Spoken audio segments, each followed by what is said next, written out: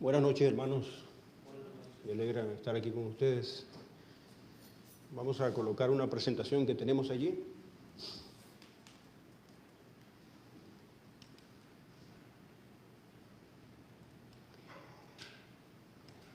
Hemos estado estudiando en estos últimos tres temas, miércoles, sábados y este miércoles, temas referentes a las escenas finales de Jesucristo, la pasión de Jesucristo.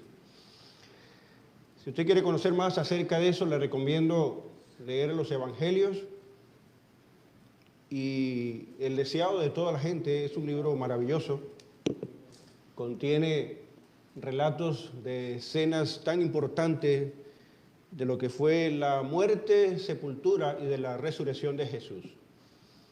Hoy vamos a hablar acerca de un tema que hemos titulado Su tumba permanece abierta. Y porque esa tumba permanece abierta, todas las demás tumbas se abrirán. Recuerden que Jesús había sido condenado por el concilio del Sanedrín. 7 juicios habían sido sobre él. Finalmente Pilato, la autoridad civil, da la sentencia, da la autorización para que Jesús sea ejecutado. Ya habíamos dicho que él había encontrado a Jesús inocente. Y este punto es importante en el ministerio y vida de Jesucristo. Porque además de que un hombre mortal, que tiene poco conocimiento de las normativas que rigen el gobierno de Dios, solamente Pilato estaba familiarizado con las normas del Imperio Romano. Pero él, este hombre, con su poco conocimiento, entiende que Jesús es un hombre inocente. Y él está tratando de quedar bien con el pueblo y de darle libertad a Jesús. Eso también lo va a entender el universo entero. Que las acusaciones de Satanás contra Dios eran injustas. Y en la muerte de Jesús queda totalmente desenmascarado el enemigo de las almas. Así que Jesús finalmente muere y toda la comitiva que está allí, tanto los fariseos como los romanos, están asegurándose de que realmente Jesús está muerto. Porque Jesús había dado algunas declaraciones importantes, como por ejemplo, destruí este templo y en 3 días lo levantaré. Los fariseos sabían, y todos los enemigos de la causa de Jesús, que él había hablado acerca de su resurrección, así que querían asegurarse de que Jesús realmente estaba muerto. Y uno de los romanos entonces finalmente, instigado por los fariseos, va y clava una lanza en el costado de Jesús, y de su costado entonces fluyen 2 tipos de líquidos, sangre y agua. Este hombre queda impresionado por esto y dice finalmente, verdaderamente este hombre era el Hijo de Dios. Luego entonces empieza a circular la noticia acerca de la muerte de Jesús y hay dudas. Pilato es uno de los que se va a enterar de la muerte de Jesús más tarde. Y en medio de toda la confusión, están también los discípulos de Jesús amedrentados, están las mujeres que siguieron cada escena de lo que pasó. Finalmente, cuando bajan a Jesús, aparecen 2 hombres importantes, 2 hombres con mucho dinero. Los discípulos estaban maravillados. ¿De dónde aparecieron estos hombres que nunca habían seguido a Jesús? Pero eran hombres que habían estado estudiando las Escrituras, viendo el ministerio de Jesús. Y uno de ellos recordó las palabras que Jesús le dijera en una noche, y como Moisés levantó la serpiente de bronce en el asta, así también es necesario que el Hijo del Hombre sea levantado. Estos 2 hombres entonces ofrecen dar su derecho de la sepultura a Jesús.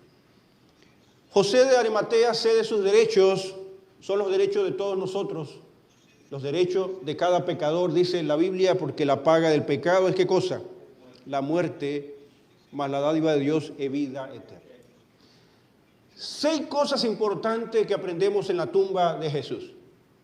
Vamos a ir rápidamente. Lo primero que Jesús está haciendo, es la pregunta, ¿qué está haciendo Jesús en la tumba? Está tomando los derechos de toda la humanidad. Está asumiendo la paga y la consecuencia del pecado. Recuerden que Jesús está experimentando la muerte de dos maneras, porque Jesús era el Hijo de Dios. ¿Cómo podía el Hijo de Dios morir si era Dios? ¿Cómo podía un ser humano inocente morir? Jesús lo está tomando por su propia voluntad. Pero aunque la muerte no puede acabar con Jesús, Jesús está sujetando al dominio de la muerte. Y luego entonces, en el aspecto de su naturaleza divina, Jesús está experimentando la separación de Dios. Por primera vez, desde los confines de la eternidad, el Hijo de Dios, por primera vez, está solo. Y Él ha exclamado, Dios mío, ¿por qué me has desamparado? Ahora el Hijo de Dios está allí el viernes en la noche, ha sido sepultado. Dice la sierva del Señor en el libro deseado de toda la gente, por fin Jesús, ¿qué está haciendo? Está descansando. Está descansando de un día largo de torturas.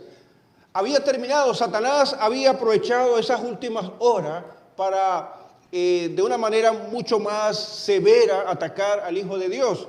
Pero dice el Espíritu de la profecía, terminada su obra, con las manos cruzadas en paz, descansó durante las horas sagradas del sábado. Y luego hace una comparación. Cuando Dios y el Hijo y el Espíritu Santo estaban creando la tierra y todo, finalmente en el día séptimo estaban descansando de la obra que había hecho. Ahora Jesús descansaba de la obra ¿de qué?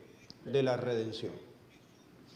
Pero saben, hermanos, la tumba se había convertido en una prisión. ¿De qué manera? Recuerden, apreciados hermanos, que los romanos se creían dueños de todas las cosas. Así que se creían dueños incluso de las personas que habían muerto, de las circunstancias de las personas que habían muerto. Así que los romanos se aseguran de que Jesús sea sepultado y que se le coloque un sello imperial a la tumba que no debe ser tocado ni violado por nadie. Además de que están las legiones del Imperio Romano custodiando la tumba de un ser que está muerto, están también los ángeles y las huestes del mal, Satanás, han rodeado la tumba porque se quieren asegurar de algunas cosas. Satanás, que muchas veces cree más en la Biblia que muchos de nosotros, sabe que la Biblia dice claramente, no alabarán los muertos a Jehová, ni cuantos descienden al cielo.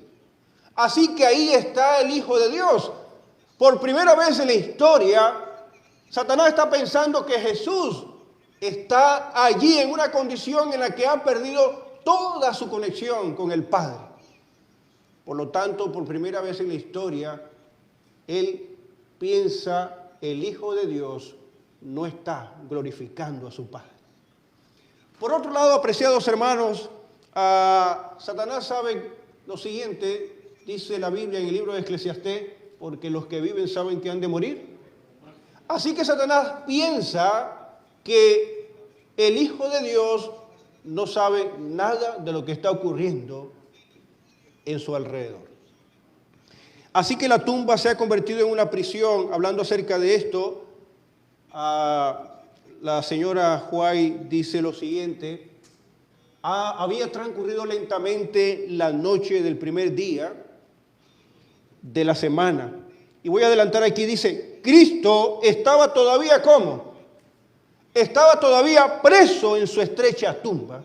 Así que reconocemos que Satanás había convertido la tumba en una prisión. Nunca antes se había sellado una tumba. Nunca antes se había puesto una custodia sobre una tumba. Se creía que con este grupo militar bien formado y Satanás con todos sus ángeles, la tumba estaría sellada para siempre. Luego dice la señora White lo siguiente: Si hubiese sido posible, el príncipe de las tinieblas, con su ejército apóstata, habría mantenido para siempre sellada la tumba que guardaba al Hijo de Dios. Pero saben, hermanos, está pasando algo extraño. Está pasando algo inusual en todo esto. Porque ha pasado la noche del viernes, ha pasado el sábado, el día de reposo, y ustedes saben cómo son los días allá en el Medio Oriente. ¿Alguna vez en el verano se ha metido en un garaje o en la azotea en el pleno verano? Ahora imagínense en la tumba. ¿Qué pasa entonces normalmente con todas las personas que entran a la tumba? Todas las personas que mueren empiezan en un proceso ¿de qué? De descomposición. Todas las tumbas tienen restos de descomposición. Si usted va a cualquier cementerio y empieza a destapar tumbas y tumbas, hay restos de descomposición por todos lados. Cadáveres, huesos que ya se han convertido en ceniza. Pero hay una profecía que decía, porque no dejarás mi alma en el sepulcro, ni permitirás que tu santo vea ¿qué? Vea corrupción. Así que hay un contraste entre lo que está ocurriendo dentro de la tumba y de lo que está ocurriendo fuera de la tumba. Recuerden que cuando Jesús muere hay un gran terremoto y muchos de los sepulcros son abiertos. Y muchos de los santos que dormían, dice que son resucitados. La pregunta es, ¿cuándo son resucitados? Pareciera que la Biblia diera a entender que son resucitados y se mantienen allí en el sepulcro hasta el día de la resurrección. Pero lo que Pablo va a decir es diferente. Pablo va a decir que primero resucita Jesús y luego ¿qué? Las primicias. Él establece un orden. Primero Jesús resucita y luego las primicias. Pero mire lo siguiente, están los sepulcros abiertos, están allí los santos dormidos que se van a levantar en el día domingo, en el día de las primicias. Y además de eso, está la tumba de Jesús, pero no hay ningún rastro de descomposición. Realmente la descomposición está afuera. Porque afuera está el reino de las tinieblas. Están ángeles y Satanás que alguna vez en el pasado reflejaban la imagen de Dios, pero ahora no reflejan la imagen de Dios. El pecado ha desfigurado también a los ángeles. El pecado también ha desfigurado a Satanás. Y el reino de las tinieblas está colocado afuera de la tumba y hay un contraste entre lo que está sucediendo dentro de la tumba. Dentro de la tumba no hay descomposición, pero fuera de la tumba está el caos y la descomposición. Por otro lado, apreciados hermanos, dice que Cristo estaba todavía preso en su estrecha tumba y quiero plantear 5 cosas. Ya hemos hablado de una. ¿Qué estaba haciendo Jesús el viernes y el sábado? Estaba descansando de una obra que había terminado. Pero habían también 5 cosas más que Jesús estaba haciendo en la tumba. ¿Por qué Jesús estaba allí? ¿Por qué Jesús no resucitó de una vez? ¿Qué estaba haciendo el Hijo de Dios allí en la tumba?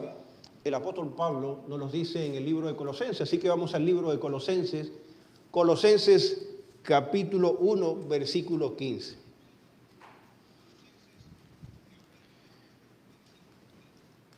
Colosenses capítulo 1, versículo 15, vamos a leer este versículo interesante y luego vamos a mirar 4 aspectos que están ocurriendo simultáneamente en la tumba, que aún, recuerden, está ¿cómo?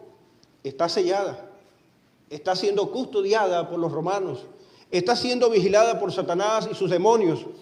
Dice Colosenses capítulo 1, versículo 15, Él es la imagen del Dios invisible. Número 1.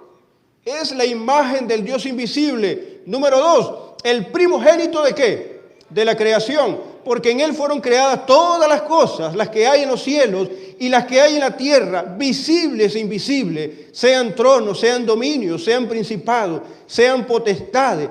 Todo fue creado por medio de Él y para Él. No olviden que Pablo está presentando a Jesús aquí como ¿qué? Como el creador de todas las cosas. Pero además de eso, además de ser el creador de todas las cosas, dice, porque todas las cosas fueron ¿qué? Creadas. Pero también Pablo está diciendo, versículo 17, y Él es ante todas las cosas, y todas las cosas por Él ¿qué? Subsisten. Número 3, todo subsiste gracias a ¿quién? A Jesucristo. Y luego el versículo 18, y Él es la cabeza del cuerpo, que es la iglesia. Él que es el principio, el primogénito de entre los muertos, para que en todo tenga la preeminencia. La imagen del Dios invisible, cuando los discípulos le preguntaron a Jesús, muéstranos al Padre, ¿qué le dijo Jesús? El que me ha visto a mí. Así que Jesús, la imagen del Dios invisible, está haciendo lo que siempre ha estado haciendo desde la eternidad, revelándonos el carácter de Dios, revelándonos el carácter de un Dios de amor que está dispuesto a dar su vida por los pecadores. Así que Jesús está ahí en la tumba demostrando que la razón por la que Él está allí es porque Jesús lo dijo, porque de tal manera amó Dios al mundo que ha dado a su Hijo unigénito para que todo aquel que en Él crea no se pierda, mas tenga vida eterna. Mientras Satanás y sus demonios están esperando la descomposición del cuerpo de Jesús como una garantía de que Jesús más nunca va a volver a resucitar, Jesús está descansando de la obra de la redención y está mostrándole al mundo cuánto amor tiene Dios el Padre por la humanidad, que está dispuesto ¿a qué? A dar su vida. Y como muestra de ese amor, Jesús dio su vida en la cruz y ahora estaba como sepultado por causa de ti y de mí, porque Él había decidido tomar los derechos de la humanidad. Los derechos que como seres pecadores tenemos, porque la paga del pecado es la muerte, mas la dádiva de Dios es vida eterna en Cristo Jesús, Señor nuestro. En segundo lugar, dice Pablo, todas las cosas en Él subsisten. Jesús, ¿qué está haciendo en la tumba? Está preservando el cosmos, está preservando la familia de la tierra, está preservando y trayendo orden al cosmos que ha sido afectado por el pecado y por la rebelión. Así que Jesús muere con sus brazos bien abiertos para proveer estabilidad al cosmos. Porque si Jesús no muere, porque si falla el plan de salvación, esta tierra se hunde con el pecado y con los demonios, y tú y yo no tendríamos esperanza. Así que Jesús está en la tumba trayendo el equilibrio necesario para que pueda este mundo subsistir. Y quizás hoy, lamentablemente, no tenemos tiempo a hablar acerca del dominio, la declaración que Jesús hace cuando sale de la tumba y dice, yo soy la resurrección y la vida, para mostrar a las huestes de maldad que Él ha triunfado. Pero eso sería otro tema interesante. Pero saben, apreciados hermanos, Jesús está tomando el dominio de este planeta una vez más. ¿A quiénes se le entregó el dominio de este planeta cuando fue creado? Se le entregó a Adán y Eva. Ellos se dieron el dominio a Satanás. Y durante 6.000 años, durante 4.000 años, Satanás ha demostrado que lo único que ha traído es ¿qué? Muerte, desgracia, caos, descomposición moral, social, espiritual, física. Así que la muerte de Jesús allí en la tumba, está trayendo equilibrio al cosmos, está trayendo orden al cosmos. Por eso dice el apóstol Pablo que todas las cosas que fueron creadas por el Señor y que fueron colocadas en el dominio de Satanás, aún subsisten gracias a ¿qué? Gracias a Cristo Jesús. Así que Jesús está trayendo preservación. Está en la tumba para traer preservación. Jesús está en la tumba para preservar la vida de los seres humanos. Está en la tumba para preservar los sueños de los seres humanos. Está en la tumba para preservar la esperanza de la humanidad. Está en la tumba para que tú y yo podamos volver a encontrarnos con nuestros seres queridos que han ido al descanso y que vendrán a la resurrección en el día final cuando Jesús venga por segunda vez. Así que el Hijo de Dios está revelando el carácter de Dios, pero también está trayendo preservación a la humanidad. En tercer lugar, dice Pablo acerca de Jesucristo, Él es el primogénito de toda la creación. ¿Qué significa? Que Jesús es el primogénito de toda la creación. La palabra protócotos es una palabra griega. Los testigos de Jehová arguyen de que Jesús es el primer ser creado de Dios, y eso no es así. La palabra protócoto significa primer ser nacido. Protos, primero, tocos, nacido. Pero es una palabra que usa Pablo no solamente para hablar de una persona que es el primero que nace, sino el que tiene la primacía, la prioridad. Por eso es que Dios llama a Jacob su primogénito, pero Jacob no fue el primero que nació, era el segundo.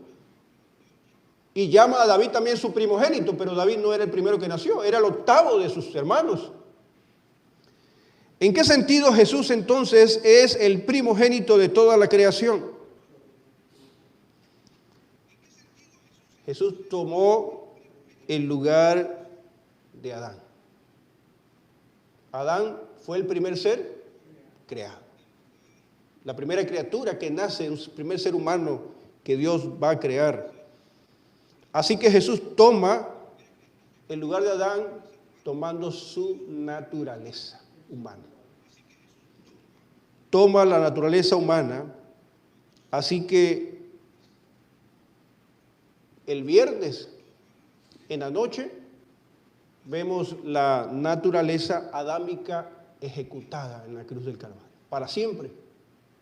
La naturaleza adámica, esa naturaleza con la que tú y yo nacemos y que nos dice la Biblia, en Adán todos ¿qué? Morirán. Jesús ha tomado esa naturaleza de Adán y se convierte en el primogénito de la creación, en el principal ser que trae vida eterna a la humanidad. Recuerden ustedes que dice el apóstol Pablo acerca de Adán lo siguiente. Vamos al libro de Primera de Corintios para que miremos este detalle importante. Primera de Corintios, capítulo 15.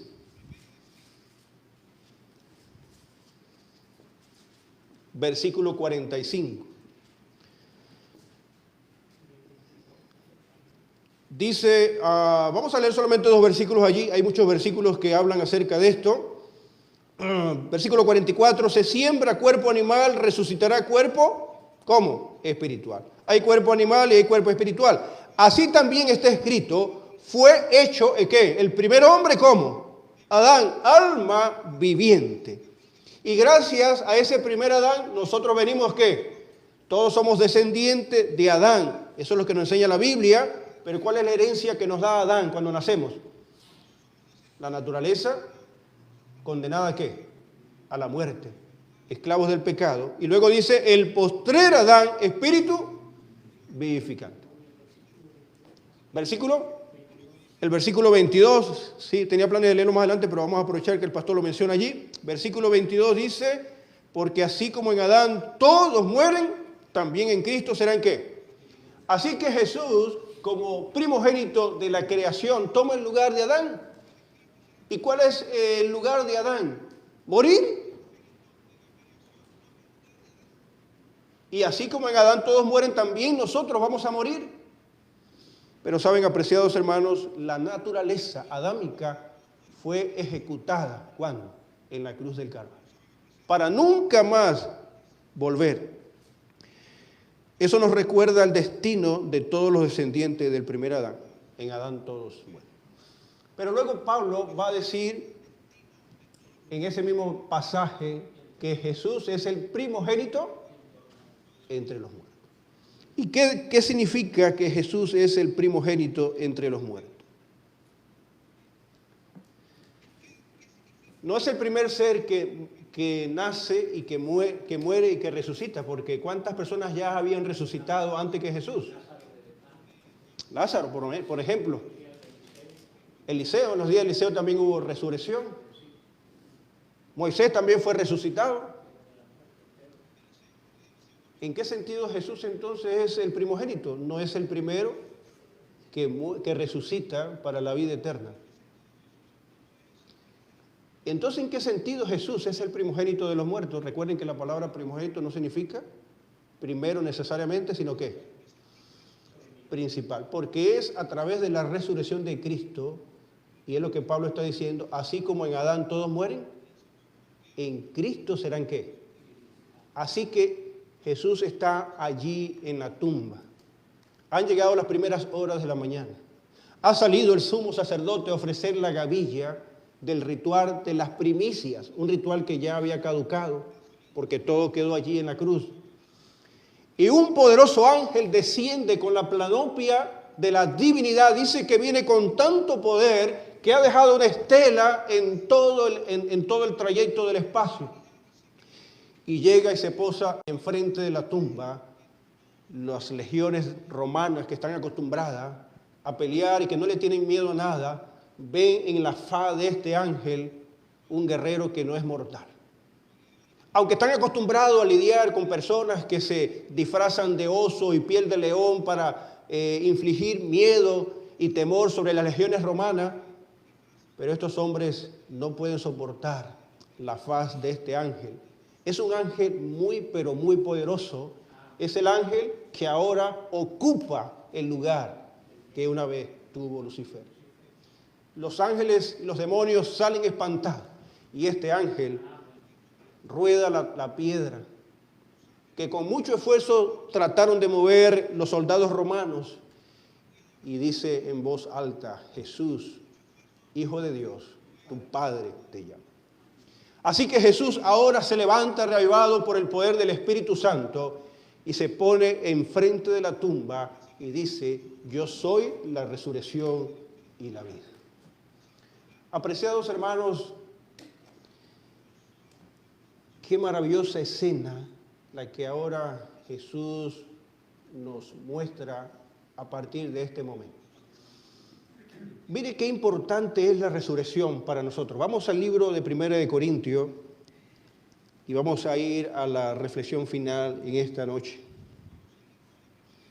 1 de Corintios capítulo 15, había una disputa acerca de la resurrección. Versículo 12 dice: pero si se predica de Cristo que resucitó de los muertos, ¿cómo dicen algunos entre vosotros que no hay resurrección de los muertos? Porque si no hay resurrección de muertos, tampoco Cristo resucitó.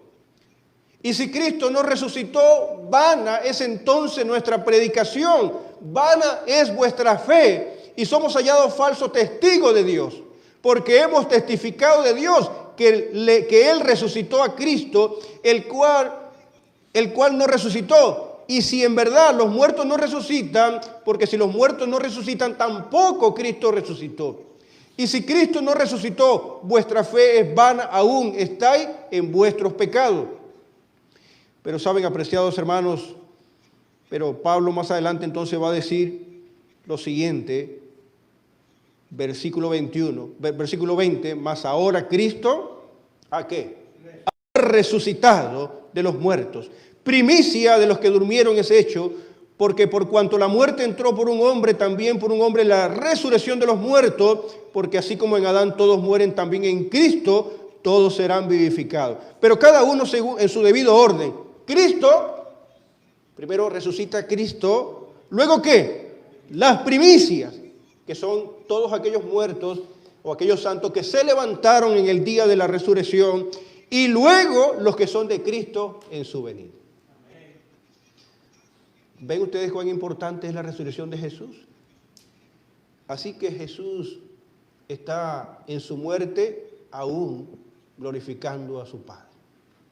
Y está mostrándonos su carácter de amor, está trayendo orden al cosmos, porque el Cristo que entra a la tumba con una naturaleza adámica, la cual fue ejecutada, ahora va a salir con una naturaleza como glorificada. Y esa es la naturaleza con la que tú y yo esperamos ir al reino de los cielos cuando venga el Señor Jesús. Dice que nuestra ciudadanía, dice el libro de Filipenses, capítulo 2, versículo 20, porque nuestra ciudadanía está ¿dónde? En los cielos. ¿De donde esperamos a quién? A Cristo el Salvador, el cual transformará vuestro cuerpo de humillación y lo transformará semejante a su cuerpo ¿qué? Glorificado. Así que yo quiero invitarte en esta hora a considerar que este es un mensaje valioso para la humanidad. Es un mensaje contundente. Y con esta resurrección, ahora Jesús proclama su poder una vez más sobre todas las cosas. Termino con este versículo y luego quiero invitarles a cantar el himno Cristo ha resucitado. Vamos al libro de Efesios. Esta será la parte que estudiaremos en alguna otra ocasión. Efesios capítulo 1, versículo 15, dice lo siguiente: por esta causa también yo, habiendo oído de vuestra fe en el Señor Jesús y de vuestro amor para con todos los santos, no ceso de dar gracias por vosotros, haciendo memoria de vosotros en mis oraciones, para que el Dios de nuestro Señor Jesucristo, el Padre de gloria, os dé espíritu de sabiduría y de revelación en el conocimiento de Él, alumbrando los ojos de vuestro entendimiento, para que sepáis cuál es la esperanza a que Él os ha llamado, y cuál es la riqueza de la gloria de su herencia en los santos, y cuál es la supereminente grandeza de su poder para con nosotros los que creemos, según la operación del poder de su fuerza, la cual operó, ¿cómo? ¿En qué circunstancia? La cual operó en Cristo, resucitándolo, ¿de qué? De los muertos, y sentándolo a su diestra en lugares celestiales, sobre todo principado y autoridad y poder y señorío, y sobre todo nombre que se nombra, no solo en este siglo, sino también en el venidero. Así que ahora el Cristo en quien nosotros creemos tiene ¿qué? Plena autoridad, incluso autoridad ante la muerte. Por eso no tenemos que sentir temor. Pero saben, hermanos, por eso el bautismo es significativo. Porque Pablo va a decir que cuando somos bautizados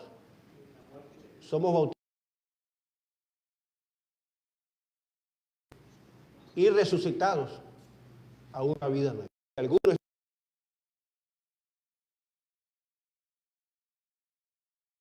en este cuerpo gastado y dañado y esta mente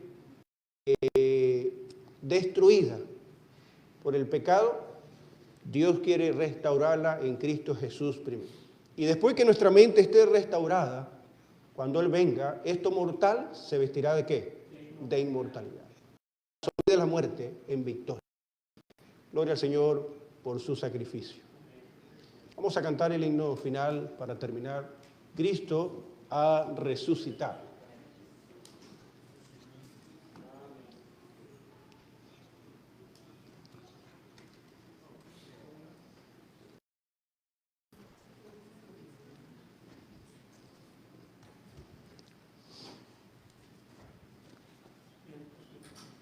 Himno 105. Vamos a colocarnos de pie.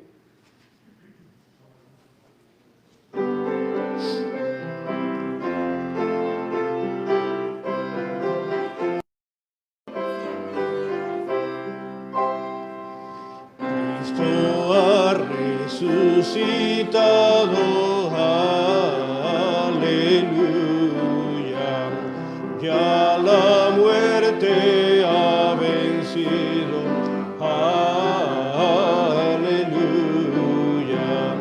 con poder y con virtud cautivó la esclavitud. Aleluya. Hasta el polvo se humilló. Aleluya. Vencedor se levantó. Aleluya. Estamos en verdad. Aleluya. Su gloriosa majestad. Aleluya.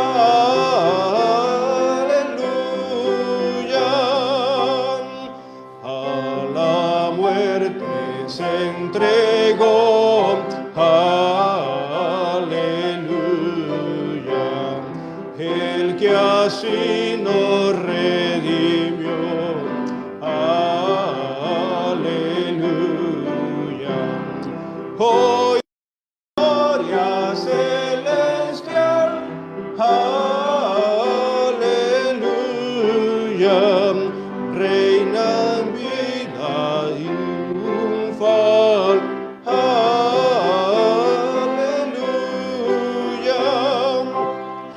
Cristo nuestro Salvador. Aleluya. De la muerte vencedor. Aleluya. Todo hemos de cantar. Aleluya. Alabanza sin cesar. Aleluya.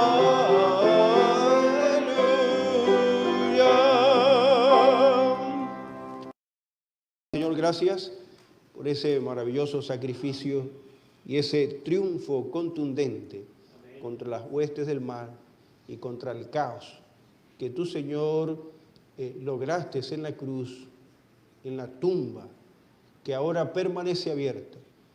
Y porque esa tumba permanece abierta, todas las demás tumbas se abrirán en el día de la resurrección, en la venida de Cristo Jesús.